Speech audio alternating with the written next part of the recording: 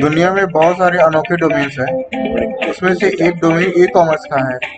क्या आप इसके इंटरनल आर्किटेक्चर के बारे में जानना चाहते हैं? मेरा नाम दीपक है और आप देख रहे हैं डोमेन वेव। आपने तो देखा ही होगा e commerce website and apps जैसे कि अमेजॉन, फ्लिपकार्ट, शॉपक्लूज, स्नैपडील वगैरह वगैरह। क्या आप जानते हैं इसके इंटरनल आर्किटेक्चर के बारे में, या ये कैसे काम करते हैं इसका इंटरनल आर्किटेक्चर? अगर आप सॉफ्टवेयर डेवलपर या सॉफ्टवेयर इंजीनियर हैं तो ये वीडियो आपके लिए बहुत मददगार साबित होगी।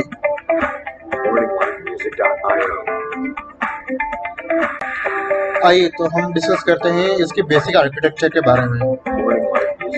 आप जानते ही हैं कि ई कॉमर्स वेबसाइट एक डोमेन है और हर ई कॉमर्स वेबसाइट डोमेन के साथ पोर्टल्स जुड़े होते हैं। आइए देखिए कौन कौन से पोर्टल्स जुड़े होते हैं। Catalogue portal, OMS portal, logistic portal, CMS portal, supplier portal, shipping and promo code portal. तो आइए इन सब पोर्टल्स के बारे में एक एक करके जानकारी लेते हैं कि ये सारे पोर्टल्स का क्या रोल है इस डोमेन में, ई कॉमर्स के डोमेन पर। आइए सबसे पहले जानते हैं सीएमएस पोर्टल के बारे में। सीएमएस पोर्टल का मतलब है कंटेंट मैनेजमेंट सिस्टम पोर्टल। इसमें क्या होता है? It is use for the beautification of website और मोबाइल वेब पेजेस। मीन्स जो आप वेब पेज या मोबाइल पेज पे जाते हैं तो आपने देखा होगा उसकी यूआई और इंटरफेस बहुत अट्रैक्टिव दिखती है। ये सारा काम हमारा सीएमएस पोर्टल के थ्रू होता है। एडिंग और removing the notification text. Means जो आपने नोटिफिकेशन देखे होंगे जो ऑटो पॉपुलेट होके आते हैं आपके सामने और फिर हाइड हो जाते हैं, इसका सारा काम भी हमारा सीएमएस पोर्टल की तरफ से होता है। एडिंग और रिमूविंग द ब्लॉक कंटेनर और the front end.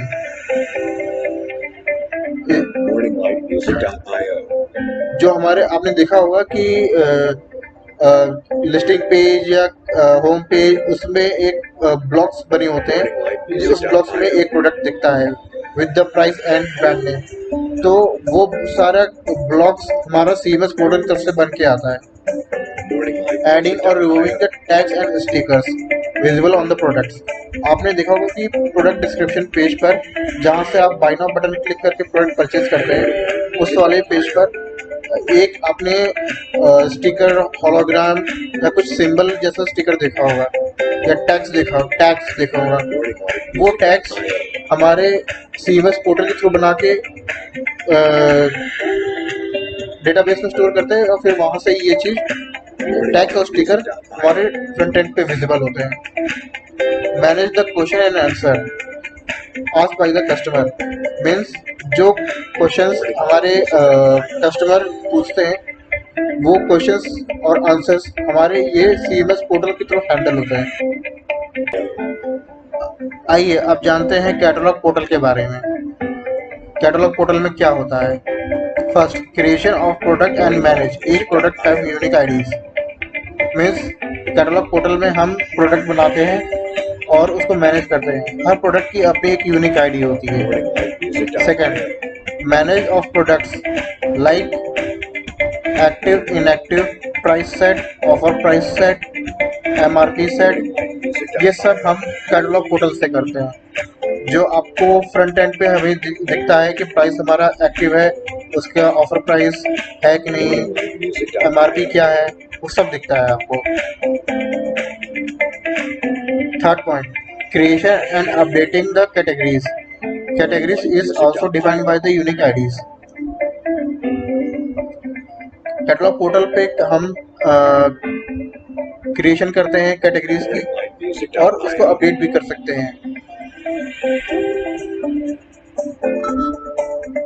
Fourth point, creation and updating of brands.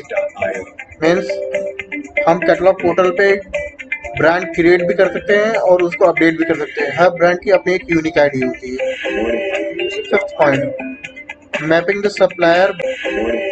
Fifth point, mapping the supplier base, price, quantity available, expiry date.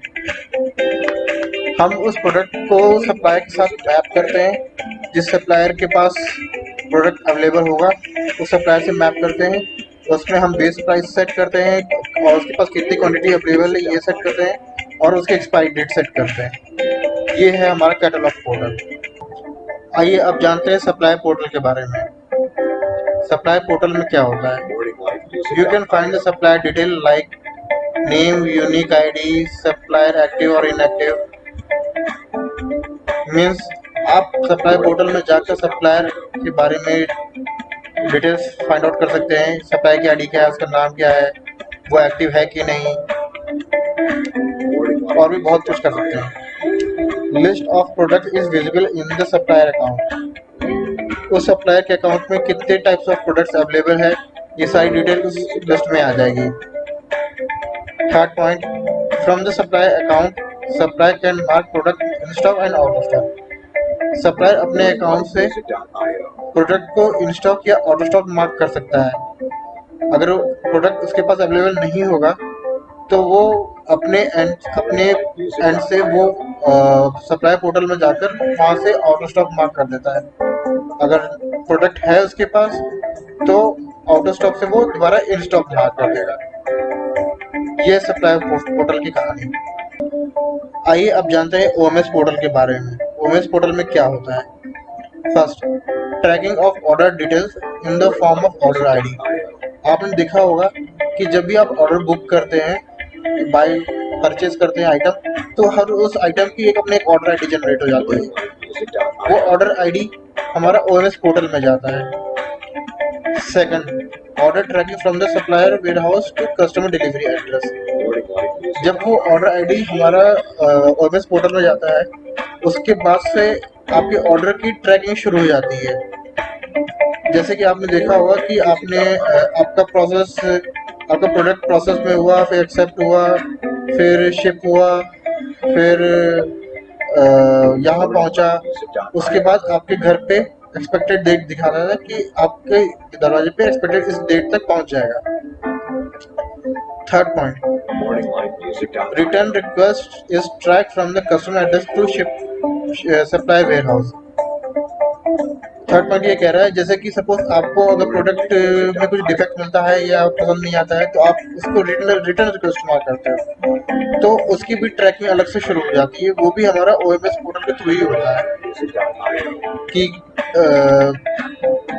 Wish master कब आएगा या फिर डिलीवरी बॉय कब आएगा प्रोडक्ट पिक करने के लिए, फिर वो प्रोडक्ट कब तक वेयर हाउस तक पहुंचेगा, वो सारी इंफॉर्मेशन ट्रैकिंग हमारा ओएमएस पोर्टल करता है।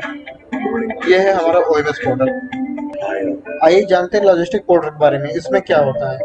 First point, logistic portal is depend upon the zip code and pin code.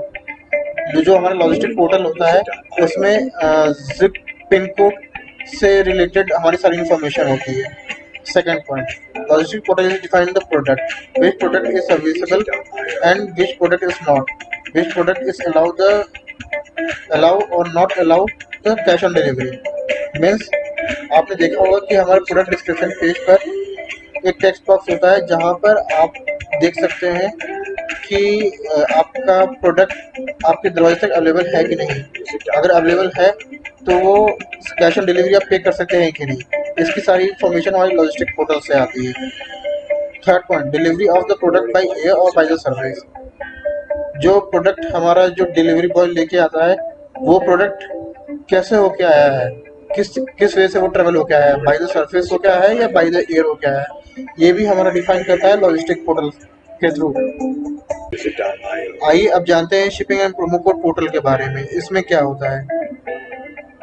First point, shipping charges is applicable on products, categories, brands and all over the cart values।